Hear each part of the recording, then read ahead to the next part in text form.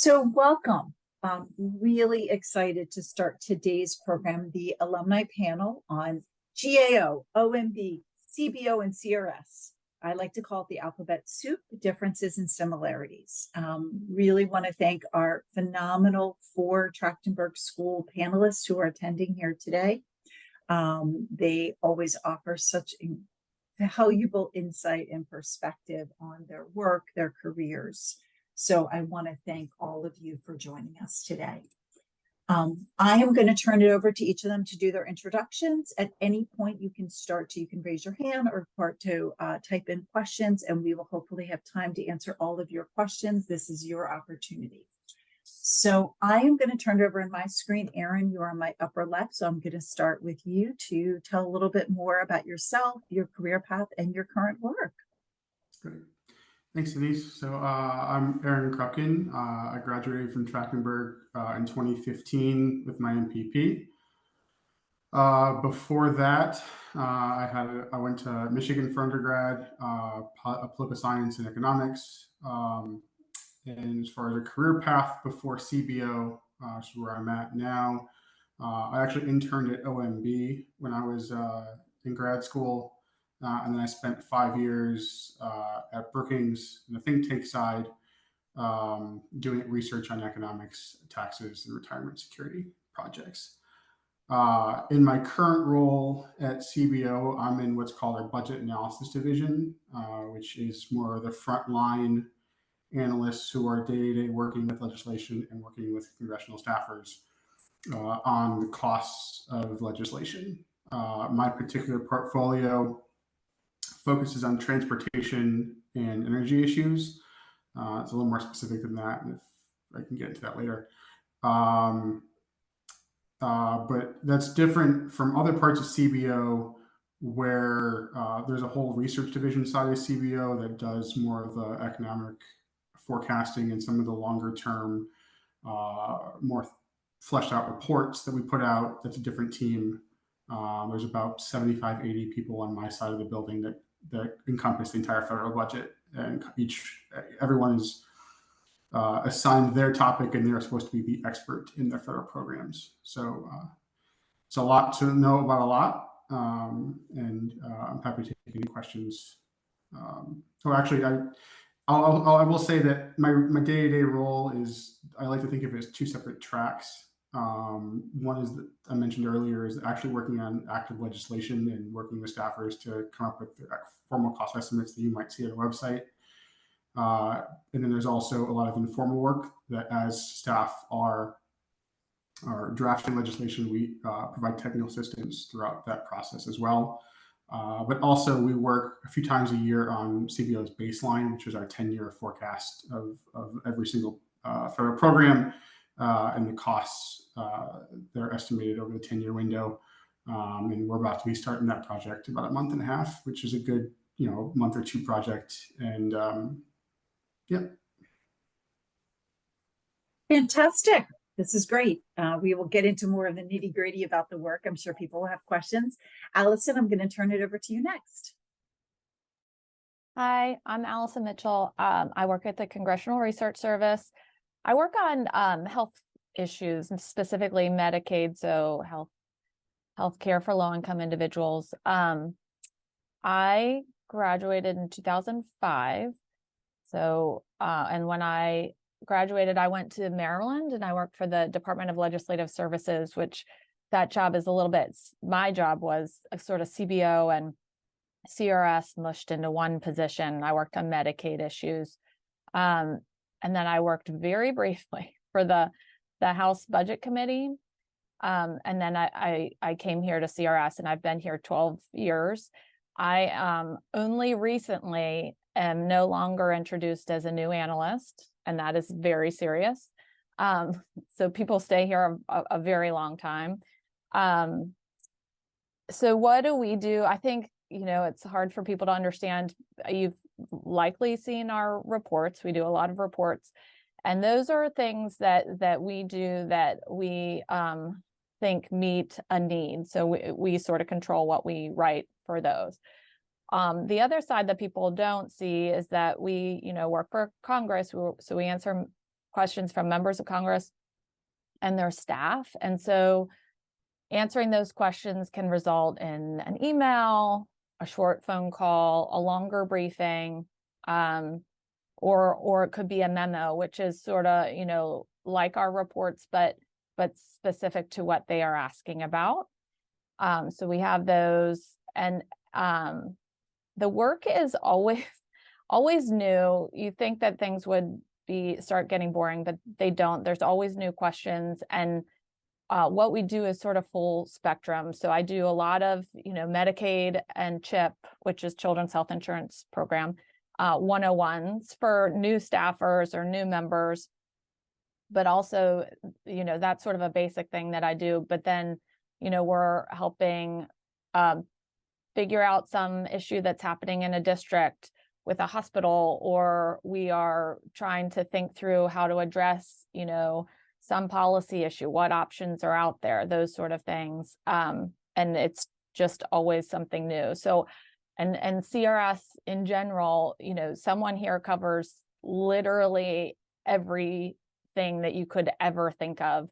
There's an expert here on that. And so we have divisions. I work in the domestic social policy division. So obviously that's social policy, most of the programs you think of. Then there's a division that works on foreign affairs, a division that works on sort of science type things, research and science.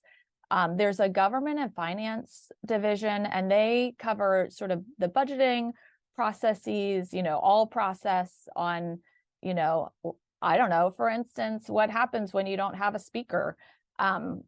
What sort of things are happening now? And, you know, what if, you know, has this ever happened before? Have we ever had a, you know, debate about it before? Those sort of things. Oh, and the other one is American Law Division. So a whole bunch of lawyers down there that are very helpful. And we have a lot of librarians. So the CRS is housed within the Library of Congress. And so they obviously value librarians. So there's a librarian that works on our Medicaid and CHIP team, and that is a very valuable thing to have. I don't think that I could ever work without one any longer. Anyway, that's what CRS does. I think I covered everything, but let me know if you have questions. Fantastic. Next, we're going to go on my screen to Tracy. Hey everybody, Tracy Sanchez. I work for the Government Accountability Office, GAO. A little bit of background. So I completed the MPP program in 2020. So in the thick of the pandemic, my kind of educational trajectory has been a little whiny. So I did my master's program part-time, was kind of working full-time, had, you know, got in a master's before that in higher ed, because a lot of my background is in education and workforce. So I born and raised California, went to school, UCLA for my undergrad and my first graduate degree. Really thought I was gonna kind of be in like student affairs, higher ed. Never really thought about policy as an option or federal government. Coming to DC was really like a federal, an opportunity for me to try something different. And kind of got sucked in. So I was probably not as intentional as you all in terms of like going into federal government. So there's definitely hope for people who maybe feel like my career path is taking some crazy turns, but came to DC, was on the Hill for a little bit for a fellowship, and then worked for DC Public Schools for a stint, and then went to the Department of Labor. So I was actually at a different federal agency before GAO, which kind of shaped, you know, a lot of the reasons why I wanted to go to GAO, kind of like once I learned about it and figured it out. So I've been at GAO now for almost 5 years, which is crazy. And GAO, you know, we hire generalists, which as long as you have some transferable skills, like you're interested in research, federal policy, you can work in a team, you're interested in like program evaluation, GAO, I think, is a really good place because, so similar to CRS, we have a lot of different teams. We have 15 mission teams. So I'm on the education and workforce team, but there's anything and everything from healthcare, homeland security, you know, you name it, agriculture, international stuff. And basically, because we do hire generalists, part of, you know, coming to GAO, your first 2 years, you are expected to kind of bounce around different teams. So your first 2 years, you join their professional development program. And basically you get assigned to 3 different teams and you move around and you kind of learn what they do. You don't have to have a specific expertise in the topic. You just kind of jump around and learn the process, which was nice. For me, as someone who's likes to learn about different topics, that was really good because I had an opportunity to learn a little bit about a lot of different things from, you know, I worked on a virtual currency report, and then I worked on abuse of amateur athletes in kind of the Olympics, just really range of topics, which was nice. There's a lot of other folks who do like to specialize, so they'll try to kind of stay within a certain kind of portfolio. But there is a lot of opportunity for you to move around, which is great. Even within the education and workforce team, we have different portfolios. So there's like a higher ed portfolio, there's a human services portfolio, there's a K through 12 portfolio. So I generally stay within the higher ed and human services. So think childcare, foster youth, and then of course higher ed, student loans, GI Bill, those kind of topics. But you are not necessarily assigned to a specific portfolio. You're almost assigned to a mission team. So as long as you're within the education and workforce, you can work on anything kind of within that team. And if you were on healthcare, you would work on anything and everything that touches healthcare. So our reports generally take about 9 months. So every year you could be working on something completely different, which is nice. And yeah, that's a little bit about GAO. I feel like we'll get into all the details later, but that's kind of my path, very much a generalist, bounced around a lot. And I think for folks who like that, GAO is great. Fantastic. Thank you, Tracy. And for Trachtenberg, no, I mean, Aaron was talking earlier, the number of Trachtenberg people has at CBO. I think we probably have at this point 60 to 70 alum at GAO throughout the country. We have a lot of alum at GAO. Brian, we're going to turn it over to you. Hi, everyone. I'm Brian Hansen. I'm a program examiner at OMB currently. A little bit about my background. I went to American University for undergrad, studied political science, and then I went over to Trachtenberg. I got my MPA, graduated in 2014. And during my time at Trachtenberg, I had an opportunity to do a grad student internship at the Department of Justice, and that was my entryway into federal government service. So I interned in their budget office in their headquarters, and did that for a couple of years during my grad degree, and then I was able to transition that into a permanent position at DOJ.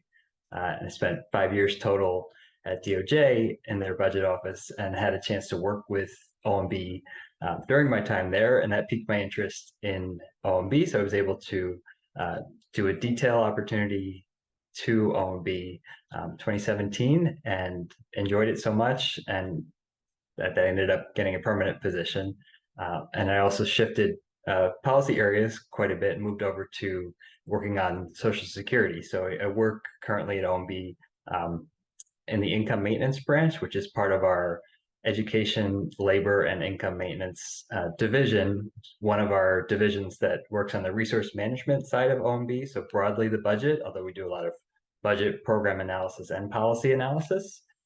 So that's generally the resource management side, but OMB has, you probably know, a lot of other functions. So work on regulations, OIRA, information regulatory affairs, and then management functions, management, financial management, performance. So a lot of cross-cutting government functions. Fascinating that you have somebody in the building that knows a little bit about everything. It's an expert on all federal programs, as I'm sure that resonates with the other panelists as well. But I think I'll leave it there, and we'll turn to the questions. Fantastic. We already had one first question coming in, and just to remind people, please raise your hand or type in questions. Allison, what type of issues fall under the Domestic Social Policy Division? And does it include things like healthcare, access, poverty, or staff?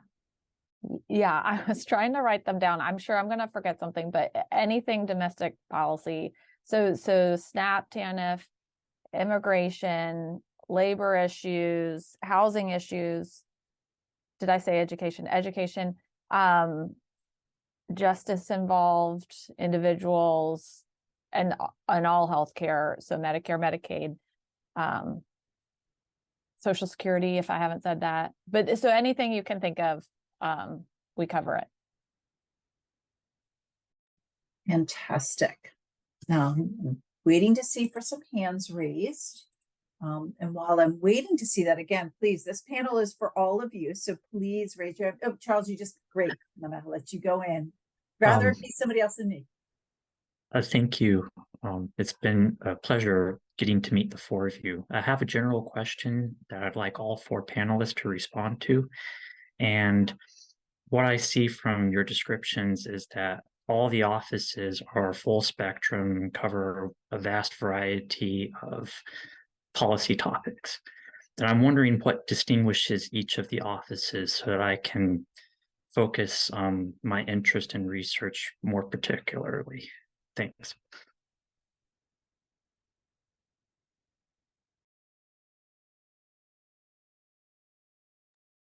I mean, I guess I can start. You see, by Lynn, you being- want to go first? Yeah. I think we all have like a little bit different task to our job, and I'm not sure if mine is the most general, but well, maybe. I mean, our client is Congress, a member of Congress and their staff, and we literally answer the questions that they have. So we're not overseeing anything. We don't, Aaron's doing cost estimates. So I guess just we each have a little different thing that we're doing. But so I'm merely doing research and answering questions from members of Congress and their staff, and reviewing legislation and that sort of stuff. And I can go next because I feel like it makes similar, it'll make sense. We're both under the legislative branch. So CRS, similar to CRS, our client is Congress. So we have but it's a little bit different.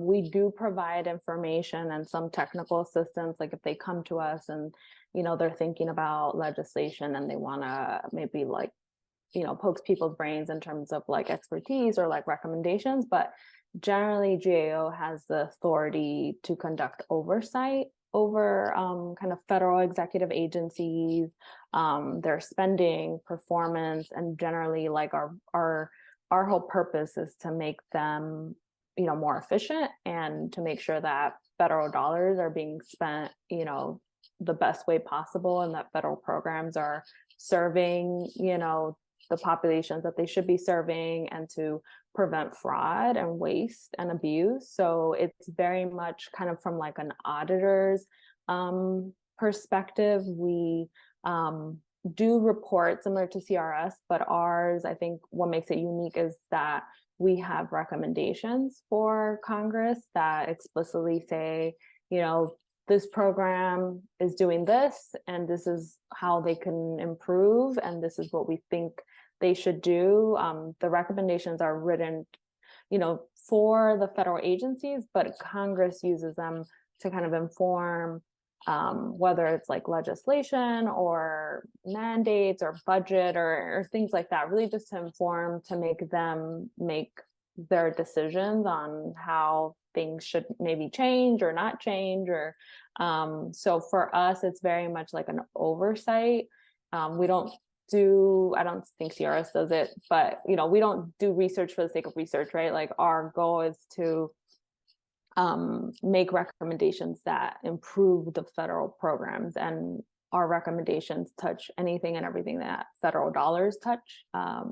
And so, of course, the public can use our reports and read our reports, but our client, similar to CRS, is Congress. And They're the ones that are requesting from us. They submit a formal request saying, hey, we want you guys to look at this. And then we come up kind of with our own research questions and then our own timelines. We are nonpartisan and independent. So even though we work for Congress, I should have mentioned that before, we have kind of autonomy in terms of our work. We don't, if Congress says we want you to write this specific report, that's not how it works. We take their request and then we shape our own kind of research. And of course, they don't influence our outcomes. And sometimes we give them what they want. And sometimes they're like, oh, this was not what I was expecting, right? But we do the research kind of independently and then give it back to them and say, hey, this is what we found. And this is what we think makes more sense in terms of policy. I hope that's helpful. Just a couple of things I'll add is, even though all the 4 agencies have very specific missions, we do work together on a lot of projects. I have ongoing relationships with the OMB program examiners in my topic areas, and we'll go back and forth about what do you think about this program? Why are you showing data this way versus that way? And we get questions all the time like that. We get questions from CRS about, can you explain why you might have thought of a program this way or another way? And we get emails from GAO all the time before they start projects about, what we're doing in certain spaces to make sure there is no overlap, or if there is overlap, that's acknowledged. And so we all work together. We all do have individual missions, and then I agree with Tracy and Allison that from CBO, we are a nonpartisan organization, and we do take our work from the Congress. And as Tracy said, sometimes, actually a lot of times, Congress does not like what we have to say, but that's part of our job. And then Brian. So we probably on the spectrum. So we are in the executive branch, so a little bit more on the implementation and execution functions. So we do both the analysis. And I was thinking of an example, which also means that we're part of the administration and under the purview of whichever particular administration is in office. And so it's a difference in that regard. But thinking of an example in our work, so we put together the president's budget request. We might consult CRS research to do that. Then when the budget's released, we'll talk with CBO to work through the assumptions and see how they're scoring and how much they think our proposals will cost. And then when those laws are implemented and executed, GAO will often review the execution of those programs, and we'll use those reports and findings to help our administration of those programs. So it really does all interrelate in our work. That's great. That's perfect examples of things. A question came in, and this is great. I would say for all of them, and particularly for our Trachtenberg students who are on this in this program. Were there any classes that you took were particularly helpful for preparing for your role? Opinion on whether to focus on skill-based classes, econometrics, cost-benefit, program eval, or classes in a specific policy area?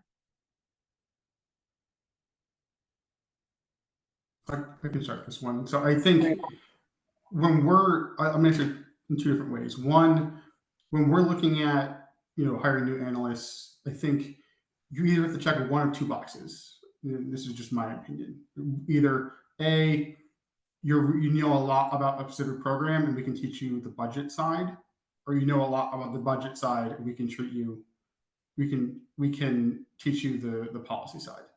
So I think if you want to be generalist, it's perfectly fine to go more towards the general route. If you want to be a specialist, focus on the policy areas that you want to focus on. Just know that that's those will take you 2 different directions. But one thing that those 2 tracks have in common is that you have to have, at least in the CBO side, a good quant background and be able to actually read and understand legislation and be able to write clearly. So I think we don't do, my side of the building doesn't do heavy econometrics every day, but be able to understand data analysis and where numbers are coming from is really important, and also the economic side of it as well.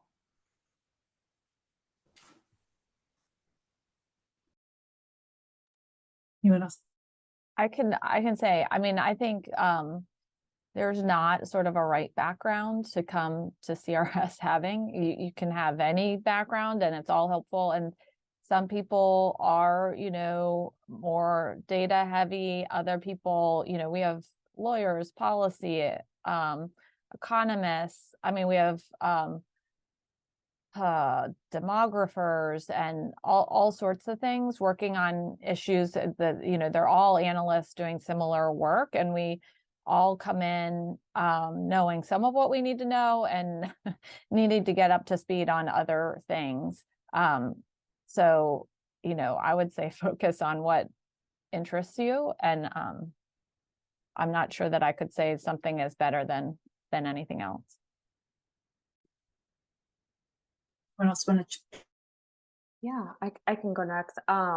Good question, because I think, so for me going into the master's program, I kind of went in initially with a lot of I wanted to gain some new skills. I already kind of had general interest and knowledge in certain topics, so I intentionally, kind of signed up for a lot of more of the quantitative classes, even though that's not my thing. I don't like it. I do it, because I have to, but it's, I have a lot of colleagues who that excites them, and they're want to spend all day with the numbers, and that's not me. So I'm definitely more on the qualitative side. But I would say there's definitely hope for the people who maybe don't feel like the quant is kind of the reason for waking up in the morning. At least at GAO, there's we are hired as generalists, which means you just have to have some key transferable skills. We work in every report we work on, it's written in a group, so it's generally 3 people. So if you can kind of cite examples where you worked on in a group project, whether it's a capstone or a paper in class, or maybe community service work, also being able to think critically, which is really, it seems like a no-brainer, but just having those general skills to problem solve. Obviously writing, being able to cite examples of when you've written papers, when you've had to gather information. It can be quantitative, but it could also be qualitative, and just made decisions based on kind of logic and kind of cost benefit and just risk. Those are all really good things to highlight. At GAO, I think in a lot of other agencies, we have a lot of support. So we have statisticians, economists, people who do our graphics, people who do kind of some of the comms, more of the tweets and all the other stuff. So it's always helpful to have some, sense of how to do a little bit of everything, because obviously ultimately you're still going to have to review it or look at it. But there is a lot of layers of review from people who have, PhDs in this kind of work. So they're ultimately going to be the ones who are going to sign off. But I will say, a lot of the quantitative coursework, the program eval classes, were really good things to cite, even though I don't use them every single day, because I think it just flags for people that you've had some exposure to it, that if they give you something, you could read it and have some general questions. You don't have to be able to run a regression on your own, but you just have to be able to understand generally what's going on. So I think for me, I kind of approach it from a skills perspective and less topics, because I knew that I could learn an issue. But the hard skills for me, at least that was my approach, but I know everyone's in a different place. All right.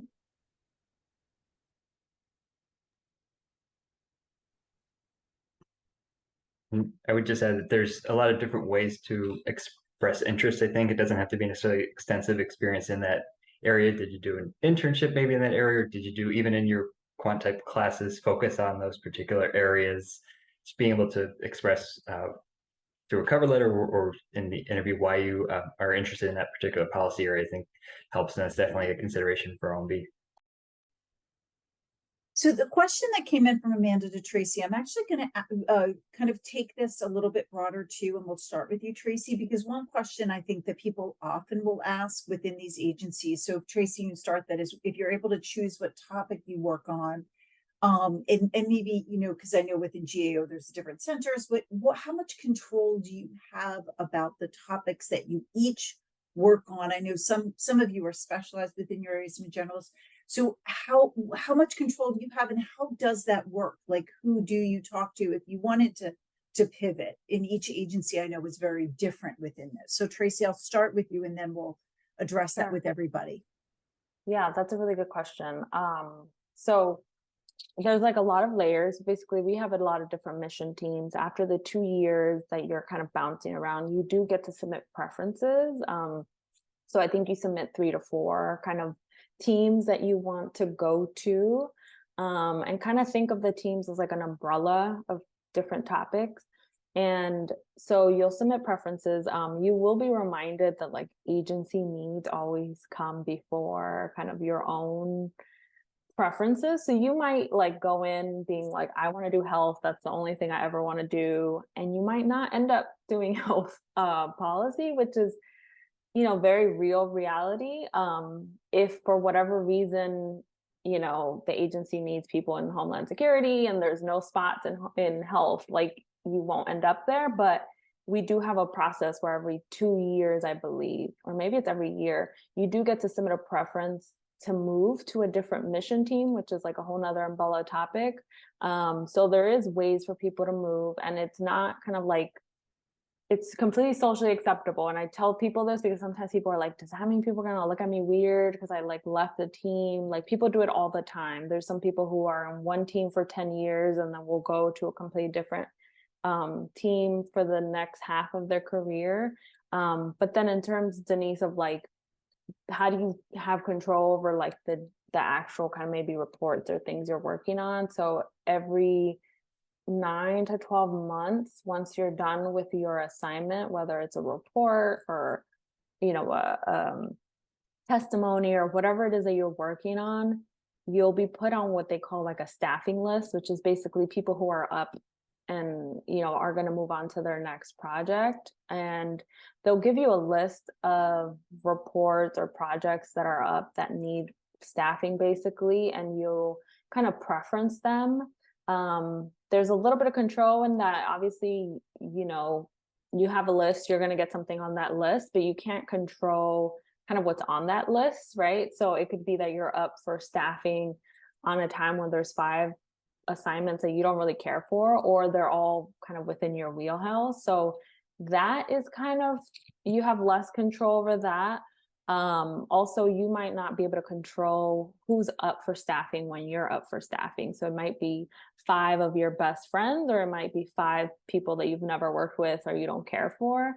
So who you work with changes, and the topic you works on changes, and you have a little bit less control, but you are kind of within still that umbrella. So if it's education, workforce, and income security, you're still, you know, you're going to get some topic kind of within that realm, but you have less control. And the list is really dependent on what Congress wants, right? So if Congress is really interested in pandemic related things because we're in a pandemic, then most of the jobs that are going to be available are related to that. Or so it depends on timing. It depends on when you're up. So that's really helpful to know for people who are interested in GAO.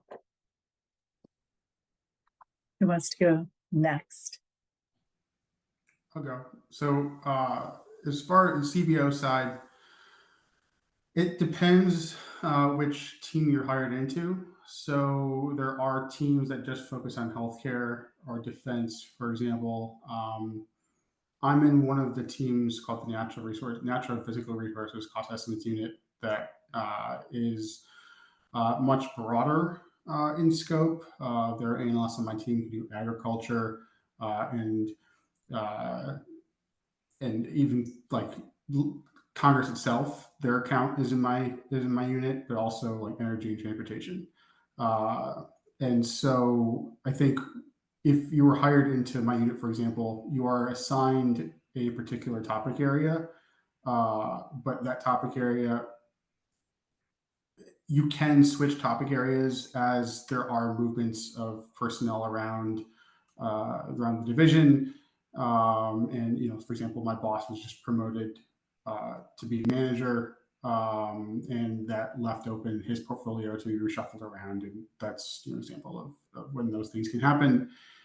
But the actual day-to-day, which topics you're working on, is dependent on what legislation is moving. Who else wants to tackle this? Allison or Brian? I can, here at CRS, you're hired for a team. The team I'm on is the health insurance and financing. So it's Medicare, Medicaid, and private health insurance. And so it's possible to sort of move within those issues, and more likely to move within those issues as somebody leaves or you're filling, portfolios move around. But to move outside of that group is possible, but more unlikely to do that. But it's possible, but you're pretty locked into what you're hired for. And Brian? On the budget side, you'll be hired into a specific agency team, so labor, education, maybe just Medicare team. And then on the management side, they are more cross-cutting, work across government. There is internal horizontal opportunities where you can move, but you're generally hired into a position on a specific agency team. And since I don't see any questions, there's one kind of with this that I think people are always interested in, is kind of, it follows this question, is what's the upward mobility? Do people tend to stay at your agency for a long time and then move up, move out, and different things? Do they tend to shift between agencies? We have, for Trachtenberg, actually coming up in July, next month, we have another panel where one of our alum who's currently at CBO actually was at 2 other agencies before. So he'll be interesting if people are, Justin Ryden, if people are interested in that. But curious to know, what's the upward mobility, or do people leave and then leave? Do they leave and then come back? So for career progression. I can start with that. At CRS, the analyst position, I think they hire at different levels. So that, the GS levels, I think it's it can start as an 11, I think. And you, without being, having to reapply or anything for your position, you could be promoted up through a 15 within that position. You don't have to reapply for a new job, which is, I think, something that happens at other agencies. And you're not competing with anybody else to get promoted. It's on you, basically. And I guess that is sort of another flag for CRS. It's very independently driven, your progress anyway. And Allison, I believe people tend to say, because CRS is fairly small, people tend to stay there a long time, right? Yeah. That's one of the things, when there's opportunities, there's not a lot because people tend to stay. Yes, that's right. People stay for a very long period of time. Yeah. Yeah. Great. Tracy. Yeah, similar. I would say people at GAO stay at GAO. I've met many of my supervisors started off as interns, and they've been there like 20 plus years. I used to joke when I started at GAO and say that it felt very like a cult, because everybody was would just rave about how they never wanted to leave GAO. And I think part of it is just the opportunity to work on different things. Some people don't get bored, they move around. They have multiple careers. There's a lot of opportunities for people to move within kind of parts of GAO, which I think is attractive for folks. But also there's a lot of work-life balance.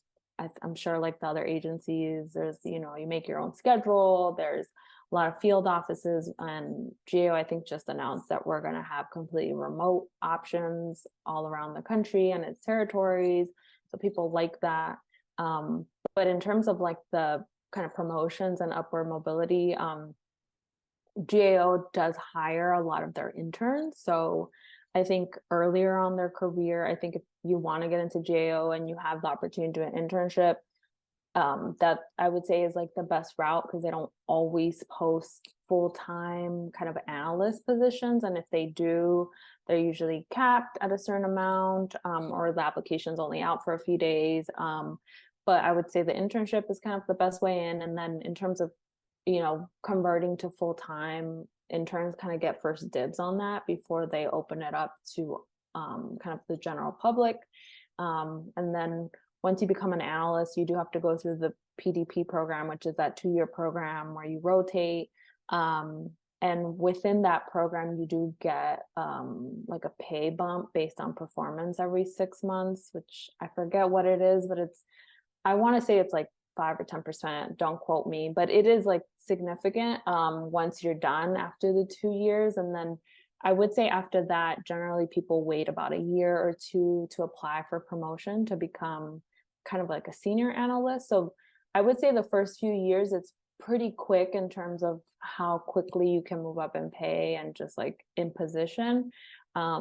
Once you become a senior analyst, you can lead teams and reports, but I will say there's a little bit less opportunity once it's more of a management, because generally managers will supervise different smaller teams and different, you know, they're overseeing different reports, and so there's just less, I think, management positions. But I will say that I've met a lot of people who just do details throughout the building, or they'll do details to the hill, and to kind of get away to do professional development and do other stuff. But I will say that is kind of a complaint, that there's just less spots at the top. Just, you know, I think we're about 3,000 folks overall, but it's very much like a pyramid. There's just less positions at the top, and there's more analyst roles who are cranking out the actual reports. But yeah. The one thing I'm just going to add to Tracy's that people just to look into, because GAO is unique with this, is the field offices. So it is worth looking into, and it is important to note that not every team is at every field office. So you do want to look and make sure you understand what areas are there. We have an alum of ours, if people are interested, that was in the Chicago office and then just moved to the Atlanta office. So that's just, it's a unique, the way that the agency is set up, it's worth looking into. I will say, Denise, this is a live update for everybody. As part of our negotiation for like future of work is what they're calling it. Part of the options is opening it up to any team. So Denise, now, yeah, people will be able to work in any field office. And because before it was like, if you were interested in healthcare or homeland security, you could only go to certain field offices. Now it's anywhere, and they are going to have the remote options as well, anywhere in the country on any topic, which is great for you all. If you want to go back home or whatever, stay in DC. Oh, that's great. Thank you for sharing that, Tracy. Yeah. That's cool. Fantastic. Okay, let's do Aaron and then Brian, and then we're going to open up the small groups. Great. So I think, so speaking from the budget analysis division, you know, my team, you're hired more or less out of grad school or mid-career as